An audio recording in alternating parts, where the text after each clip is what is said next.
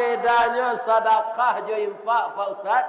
Sedekah ibu dan bapak sudah banyak memberikan semenjak tadi. Karena apa? Ibu dan bapak senyum-senyum.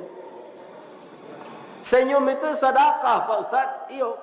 Jadi kalau panciki bersedekah jo pitih galak siapa banyak.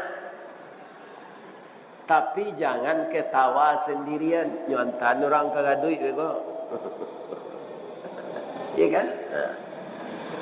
Kalau infak ini apa? Tidak bisa dengan ketawa saja. Begitu ketiding infak lalu di depan kita, isi jam itu saya ketiding apa? Tidak punya isi dia. Ya.